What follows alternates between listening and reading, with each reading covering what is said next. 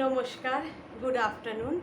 আমি আমার গুরুদেব পরম ভগবান ভোলানাথের নাম স্মরণ করে আমার আজকের ব্লগটা আমি শুরু করলাম। তোমরা প্রত্যেকে নিশ্চয়ই খুব ভালো আছো এবং আমিও বেশ ভালো আছি। যারা যারা এখনও পর্যন্ত আমি আবার যে নতুন করে ব্লগটা স্টার্ট করেছি, আগের ব্লগ নতুন করে ভিডিও স্টার্ট করেছি, তোমরা তো অনেকেই সেটা জানো। আমি বারবারই বলি এই কথাটা। আগের চ্যানেলটা আমার ডিলিট হয়ে গেছে, কিন্তু এখন সে একই নামে আমি আবার করছি,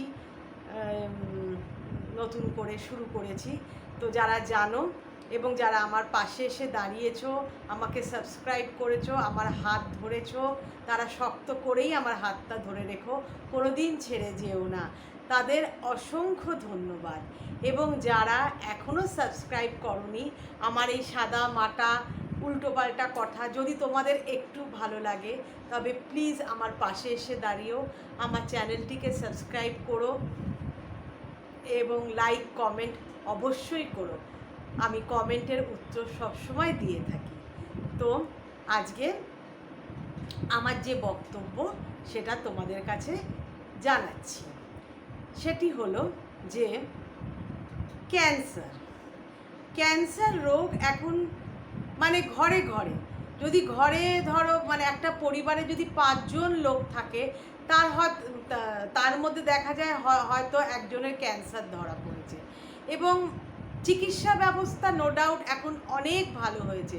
আগে ক্যান্সার মানে একটা মানে বিভীষিকা, মানে পরিবারে কাউর বা আত্মীয় স্বজনদের মধ্যে কাউর যদি মানে ক্যান্সার শোনা যেত, আজ থেকে এটা ধরো 20 বছর আগে, তো মানে সে অবধারিত মৃত্যু। কিন্তু এই 8-10 বছর 12 বছর ধরতে পারো আমরা কিন্তু সুচিকিৎসা পাচ্ছি। এবং যারা প্রথমেই ধরে নিতে পারো, মানে যাদের প্রথমেই ধরা পড়ে, তারা প্রত্যেকেই কিন্তু বেঁচে গেছে, বেঁচে যাওয়া তো আছেই, এবং তারা প্রত্যেকেই সুরক্ষিত, মানে তাদের আর সেটা রিল্যাপস করেনি বা হয়নি। আমারই এক বান্ধবী, তা তার কোলন ক্যান্সার হয়েছিল, কিন্তু তার নিশ্চয়ই কোনো শরীরের মধ্যে অস্বস্তি বা কোনো কিছু প্রবলেম দেখা দিয়েছিল। সে তৎক্ষণাৎ ডাক্তার দেখিয়েছিল এবং সে এখানে দাঁড়িয়ে থাকিনি, সে ভেলোরে চলে গেছিলো। সেখানে গিয়ে ওর একটি বড় অপারেশন হয়েছিল, এবং অপারেশন হওয়ার পর তাও মনে করো 15-16 বছর হয়ে গেল, সে কিন্তু খুব ভালোভাবে বেঁচে আছে। এবং হ্যাঁ, এটা ঠিক কথা, তাকে বছরে একবার করে দেখাতে যেতে হয়। এবং কোথায় দেখায় এখন, এই যে আমাদের মানে মুম্বাইতে এখন আর যেতে হয় না, তখনও ভেলোরে গিয়ে অপারেশনটা করিয়েছিল। কিন্তু এইখানে যে টাটা রিসার্চ সেন্টার, এখানে কলকাতা একটা হয়েছে ক্যান্সার হসপিটাল, এই টাটার মানে মুম্বাইয়েরই ব্রাঞ্চ এখানে হয়েছে মনে হয় যতদূর সল্টলেকে, সেখানে ও বছরে একবার করে দেখায়। মানে ঈশ্বরের পরম আশীর্বাদ বলতে পারো, ওর কিন্তু এই 14-15 বছরের আর ওই রোগটি ফিরে আসেনি। এবং আমার ছোট কন্যা, তার এক ক্লাসমেট, মানে স্কুলে পড়াকালীন সেই ক্লাসমেট যখন মানে আমার মেয়েরা যখন ক্লাস 11-এ উঠল, তখন শুনলাম যে ওই মেয়েটির বাবার, উনি রেলে কাজ করতেন, তা ওর বাবার ক্যান্সার হয়েছে এবং ব্লাড ক্যান্সার হয়েছে। এবং ওরা মানে ওর মা মানে এই মেয়েটার সামনে উচ্চ মাধ্যমিক, তখন আমার মেয়ের উচ্চ মাধ্যমিক, তার 3 মাস কি 4 মাস আগে তার ধরা পড়লো, ওই ভদ্রলোকের ধরা পড়লো ক্যান্সার।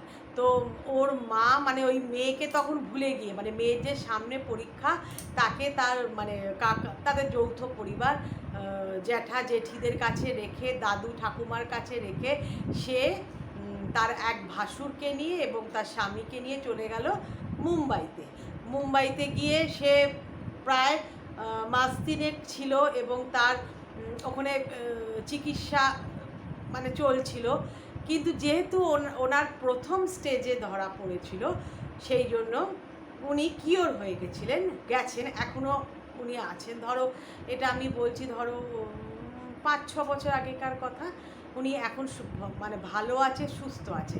তা আমি তার মাকে, মানে ওই মেয়েটির নাম হলো মৌসুমীর মাকে আমি জিজ্ঞাসা করেছিলাম, হ্যাঁ গো, তুমি কী করে বুঝতে পারলে যে তোমার বরের এই ব্লাড ক্যান্সার হয়েছে? তো দেখো, আমি তোমাদের কাছে এই গল্পগুলো কেন বলছি, মানে এই কথাগুলো কেন বলছি, আমি তোমাদের আগেই বলেছি, মানে আমার চ্যানেলের নামই তো ঝুলনস ওন স্টোরি, মানে এইগুলো আমার জীবনের চলার পথের গল্প, এবং সেইগুলো প্রত্যেকটা সত্যি ঘটনা। একটাও আমি মানে বানিয়েও বলছি না, বা কি বলবো, চ্যানেলটা গ্রো করার জন্য বলছি না বানিয়ে, বা গল্প কথা কি, সবকটাই আমার মানে নিজের আশেপাশের লোকেদের মধ্যে যেগুলো হয়েছিল সেইগুলোই তোমাদের কাছে আমি তুলে ধরছি। তো আমি তার মাকে জিজ্ঞাসা করেছিলাম যে কি করে ধরলি রে এই ব্যাপারটা, তখন বললো আরে কদিন ধরে মাড়ি মাড়ি মানে গাম, দাঁতের যে মাড়ি থেকে না ব্লিডিং হচ্ছিল, রক্ত পড়ছিল। তখন তারা ডেন্টিস্টকে দেখিয়েছে, এবার ডেন্টিস্ট তার ওষুধপত্র দিয়েছে, কিন্তু প্রাথমিকভাবে কমলেও কিন্তু যখনই সে দাঁত মাজতে যাচ্ছে সকালে ঘুম থেকে উঠে, তখনই মনে হচ্ছে ওই রক্তটা বেরোচ্ছে, অথচ কোনো ফোলা বা কোনো ব্যথা এইগুলো কিন্তু নেই, কিন্তু খোঁচা লাগলেই তার রক্ত বেরোচ্ছে। তখন তারা আবার সেই ডেন্টিস্টের কাছে গেল, এবং ডেন্টিস্ট বললো না তাহলে তোমরা মানে ওই বায়োপসি ব্যাপারটা, মানে তোমরা ওই যারা ক্যান্সার নিয়ে পড়াশুনো করে, হ্যাঁ যাই হোক, ওদের কাছে, ওনার কাছে তুমি যাও, উনি রেফার করলেন। তখন এর মা মানে মৌসুমীর মা তো স্বাভাবিক, কতটা শুনে সবারই মানে হৃৎপিণ্ড মানে বন্ধ হয়ে যায়। তখন তারা সে মানে গেল, তারা গিয়ে টেস্ট হলো, ওই মাংস ওটা একটুখানি তুলে নিয়ে সেটা টেস্ট হলো, হওয়ার পর দেখা গেল ওনার নাকি ব্লাড ক্যান্সার হয়েছে। ওর মা একদম কাল বিলম্ব করেনি, সঙ্গে সঙ্গে বললাম মেয়েকে তার সুরক্ষিতভাবে রেখে সে চলে গেল মুম্বাইতে গিয়ে বাড়ি ভাড়া করে থেকে তার স্বামীর চিকিৎসা করলো। এবং তোমরা অনেকেই জানো, এবং আমিও এই সুবাদেই জানতে পারলাম যে যারা ক্যান্সার রুগী তাদের নাকি, যারা রেলে কাজ করে, সব এর বাবা রেলে যেহেতু কাজ করতো, তাদের নাকি ওই আসা যাওয়ার ভাড়া ট্রেনে ফ্রি, মানে এমনিতেও ফ্রি, এবং ক্যান্সারের চিকিৎসার জন্য তারা কিছু অর্থ পায়। তো আমি এটা শুনেছি, তবে ওর মা আমাকে কিছু বলেনি। তো ওখানে ছেড়ে 3 মাস পর মেয়েটির উচ্চ মাধ্যমিক পরীক্ষা, ওখান থেকে বলা হয়েছিল ওই বোন ম্যারো ট্রান্সপ্লান্ট করতে হবে তাকে। তখন সে ওই মুম্বাইয়ের যে যার আন্ডারে উনি ছিলেন তাকে বলল যে মানে এই ভদ্রলোক বললেন যে আমার মেয়ের পরীক্ষা হায়ার সেকেন্ডারি, তো আমি কি কিছুদিন কলকাতায় থাকতে পারি, মেয়েটার পাশে অন্তত পরীক্ষার কদিন থাকতে পারি। তখন আমি বললাম, তখন ডাক্তারবাবু নাকি বলেছিল হ্যাঁ যান, কিন্তু মাস 2-3-এর মধ্যেই কিন্তু আপনি ফিরে আসবেন। বলে আচ্ছা ঠিক আছে, নিশ্চয়ই আমি পরীক্ষা হয়ে গেলে পরে আমি আবার ফিরে আসবো, কারণ আপনাকে কিন্তু ওই বোন ম্যারো ট্রান্সপ্লান্ট যেটা মানে ওইটা করতেই হবে। তো ওই মৌসুমীর মাকে যখন আমি পরীক্ষা হলে দেখলাম, ওর মায়ের বলে রাখি পায়ের মানে হাঁটু পর্যন্ত ওর মায়ের চুল ছিল।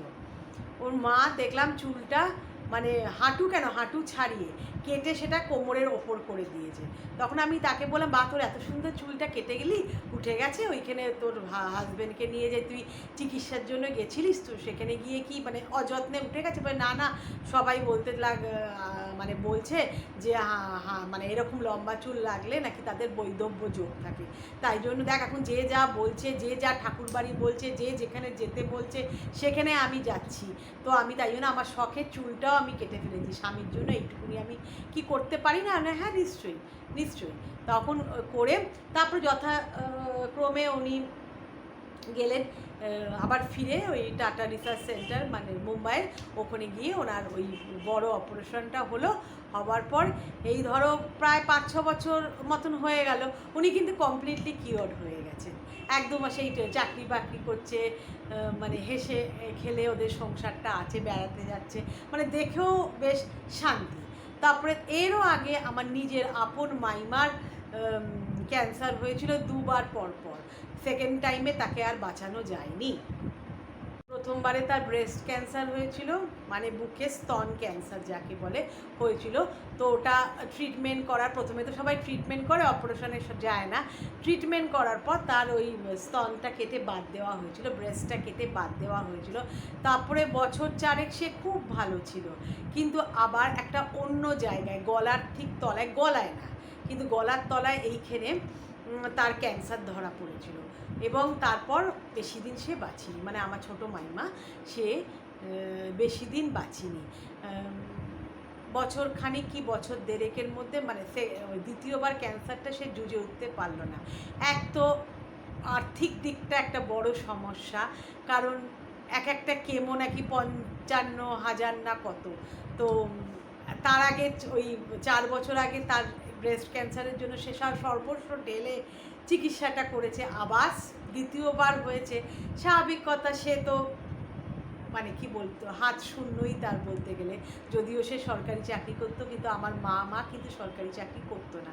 সে এককালীন একটা টাকা পেয়ে গেছিলো, সেই টাকাটা দিয়ে হয়তো প্রথমবারকার ক্যান্সার সে সারিয়েছিল, কিন্তু সেকেন্ড টাইমের ওই সামান্য পেনশন দিয়ে কি করে পাবো। তবে ওরা যথাসম্ভব চেষ্টা করেছিল, কিন্তু আলটিমেটলি সে বাঁচেনি। কিন্তু এতগুলো কথা তোমাদের কেন বলছি, এবং আরও এইরকম আমার জানাশোনা অনেকেই আছে।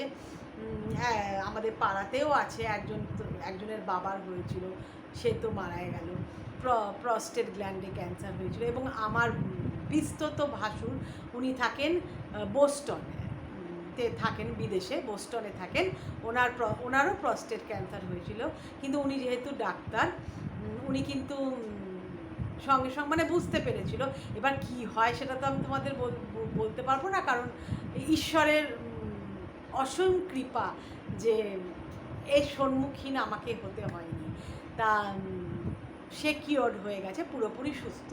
তো এদের কাছ থেকে আমি কিছু জিনিস জানতে পেরেছি, যেটা জেনে তোমাদের কাছে আমি বলতে চাই, যাতে তোমরা সুরক্ষিত থাকো, আমার ভিউয়ার্সরা, আমার বন্ধুরা সুরক্ষিত থাকো। তাই জন্য তোমাদের কাছে আমি কিছু কথা, মানে এদের কাছ থেকে শোনা। আমি কিন্তু সায়েন্সের স্টুডেন্ট না, আমি কিন্তু কোনো, আমার স্বামীও ডাক্তার না, বা আমার আশেপাশে কোনো ডাক্তার নেই, কিন্তু ওদের কাছ থেকে শুনেই যেগুলো জানতে পেরেছি, মানে প্রিকশন, মানে অগ্রিম সুরক্ষা তোমরা নিতে পারো, সেটাই তোমাদের কাছে আমি ব্যক্ত করছি, মন দিয়ে শোনো। প্রথমত, খাবার দাবার বলতে অতিরিক্ত বাইরের খাবার একদম না। অনেকের হ্যাবিট আছে যে সকালটা কোনো রকমের রান্না বান্না করলাম, রাত্রিবেলাটা কিনে খেয়ে নিই, এবং সপ্তাহে 2-3 দিন তারা জাঙ্ক ফুড খেয়ে থাকে, বাইরের খাবার। চাইনিজ খাবার তো এখন মানে বলতে গেলে পরে ঘরে ঘরে, মানে চাউমিন তারা মানে সবাই খুব পছন্দ করে। তা শুধু চাইনিজ বা চাউমিন মানে চীনা খাবারের ওপর আমি বলছি না, যে কোনো জাঙ্ক ফুড অহরহ খাবার, প্রত্যেক দিন নিত্য খাওয়া, এটা কিন্তু বন্ধ করতে হবে। এটা একদম মানে একদম, তোমার ইচ্ছে হতেই পারে খেতে, সপ্তাহে 1-2 দিন কিন্তু না, মাসে একবার তুমি খেতে পারো তোমার ইচ্ছে অনুসারে। অনেকে আজকে বিশেষ করে যারা এখন ওয়ার্কিং লেডি, স্বামী স্ত্রী দুজনেই বেরিয়ে যাচ্ছে, যেটা ইয়াং জেনারেশন, মানে আমাদের মেয়েদের মতন যাদের জেনারেশন, তারা হয়তো সকালটাও যেহেতু কাজের তাগিদে তারা বাইরে তাদের অফিসে খাবারটা খেয়ে নিচ্ছে, মিল বা লাঞ্চটা করে নিচ্ছে, বাড়িতে এসে একদিন তারা টায়ার্ড হয়ে যাচ্ছে, বা যাদের ছেলে মেয়ে আছে তারা বাড়িতে এসে তাদের পড়াশুনো তাদের দেখাশুনো করাতে এত ব্যস্ত হয়ে যাচ্ছে, তারা প্রায় অনলাইনে বুক করে ফেলছে খাবার। মানে অনলাইনে সুইগি, জোম্যাটো, এগুলো তো এখন মানে কি বলবো, ভীষণভাবে চলছে, তো ওরা বুক করে ফেলছে।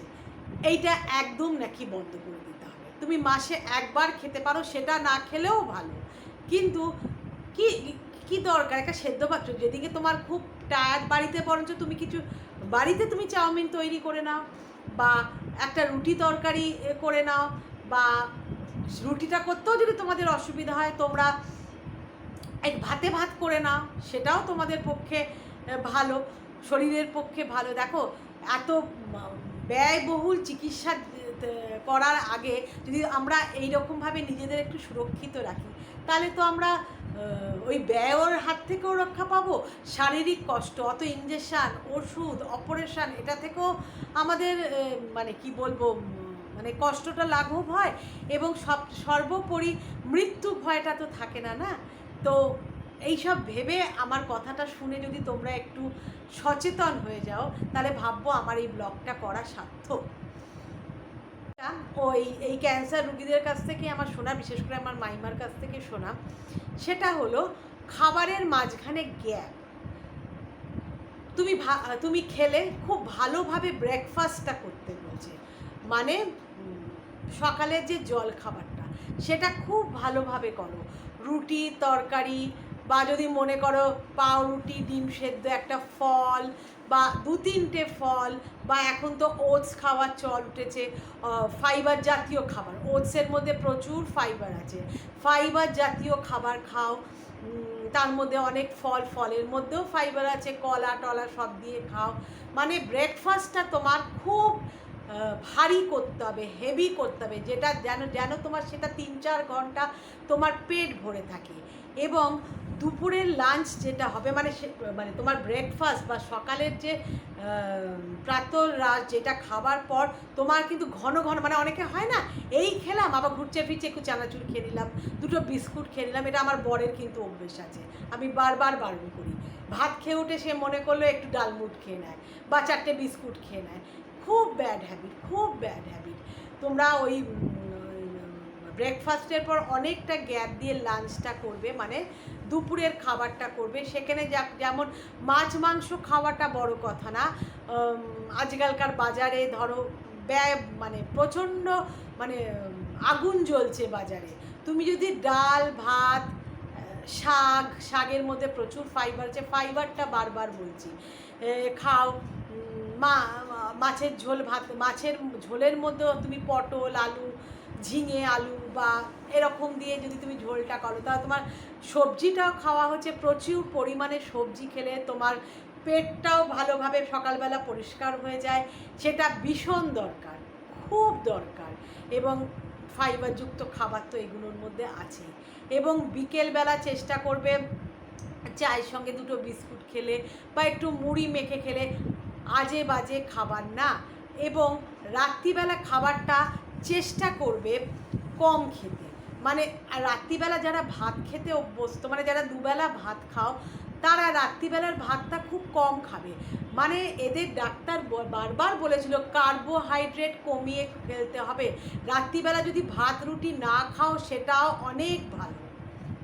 দুপুরের তোমার লাঞ্চে বা দুপুরের খাবারে তোমার ভাতটা যেন সামান্য হয়, কিন্তু আনুষাঙ্গিক ডাল তরকারি, মাছ বা মাংস, স্যালাড খাও প্রচুর, স্যালাড খেলেই তোমার পেটটা ভরে যাচ্ছে, ফল মূল এইসব খাও, মানে ভাত আর রুটিটা দুটো, অনেকে বলে ভাত থেকে রুটি ভালো, কিন্তু তা না, কিন্তু হয়তো 19-20, কিন্তু ওই দুটো কার্বোহাইড্রেট তোমাদের কমিয়ে দিতে হবে। রাত্রিবেলা একটা রুটি খাও, খুব বেশি হলে 2টো, তার বেশি কিন্তু খেও না।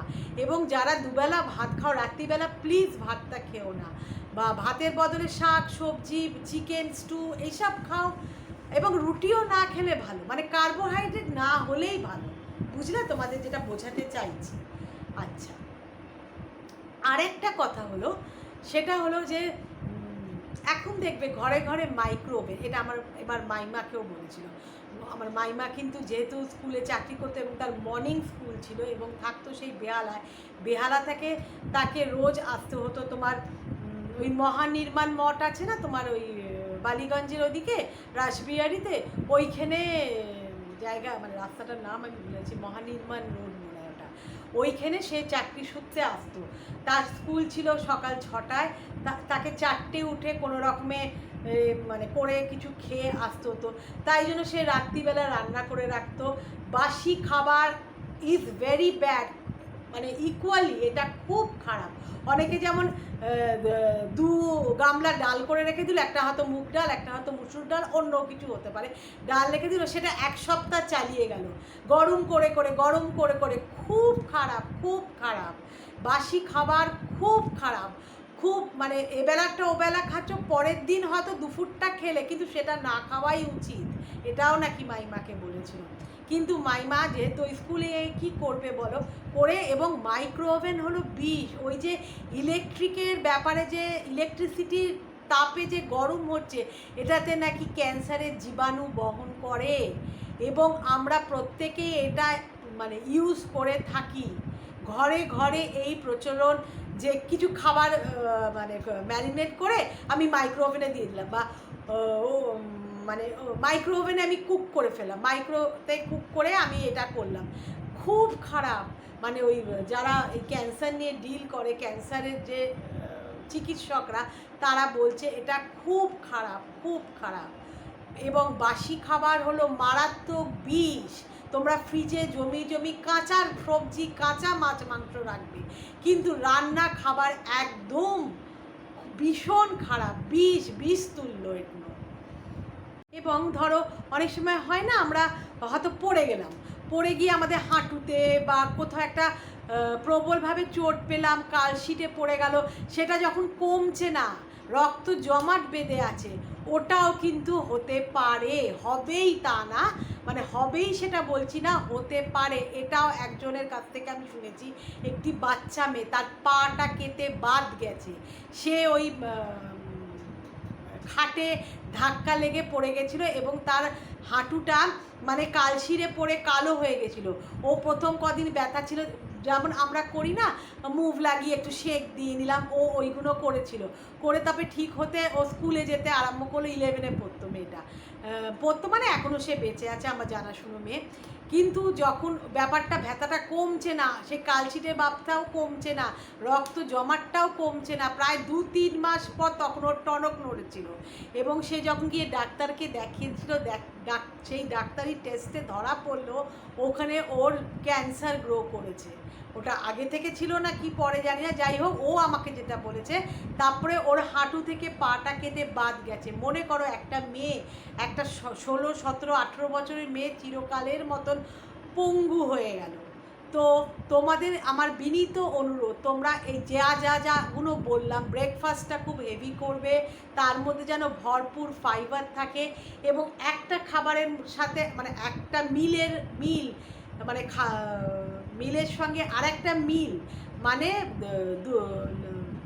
সকালের খাবারের সঙ্গে দুপুরের খাবার, দুপুরের খাবারের সঙ্গে বিকালের খাবার, বিকেলের খাবারের সঙ্গে রাতের খাবারে যেন ভালো গ্যাপ থাকে, এবং ব্রেকফাস্টটা বা সকালের খাবারটা যেন খুব হেভি হয়, খুব ভারী করবে।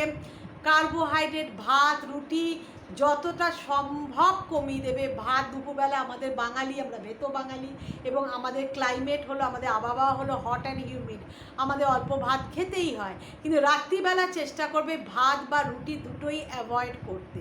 যদি আমি তোমাদের জ্ঞান দিচ্ছি, আমি কিন্তু 2খানা রুটি খাই, রুটিটা ছাড়তে পারিনি না, মানে হ্যাবিট। হয়তো পরবর্তীকালে আমি একটা করে আনবো, তারপরে হয়তো খাবোই না। বলছে যে মাছের ঝোল বা মাংসের স্টুটা ওটা বেশি করে খেয়ে নিতে। যেইগুলো বললাম সেগুলো প্লিজ প্লিজ মনে রেখো আমার বন্ধুরা। আমি চাই আমার প্রত্যেকটা বন্ধু সুরক্ষিত থাকুক, ভালো থাকুক, এবং এই ক্যান্সারের রোগ থেকে বাঁচুক। যদি তোমরা, এবং মাইক্রো ওভেনের খাবার প্লিজ গরম করো না, একটু কষ্ট হবে, গ্যাসটা হয়তো একটু খরচা হবে, গ্যাসে গরম করো, ত্যাগ করো গো, মাইক্রো ওভেন ব্যাপারটা ত্যাগ করো, কারণ এইটা কিন্তু আমি 2-3 জনের মুখে শুনেছি। প্লিজ তোমরা ত্যাগ করো যদি বাঁচতে চাও, এই খরচা অ্যাভয়েড করতে চাও। শারীরিক জ্বালা যন্ত্রণা, ওই যখন কেমো চলে তখন প্রচণ্ড জ্বালা যন্ত্রণা হয়, এটা আমার মাইমা বলেছিল। খাবার রুচি চলে যায় এবং অনেক কিছু খাবার জীবন থেকে বাদ পড়ে যায়।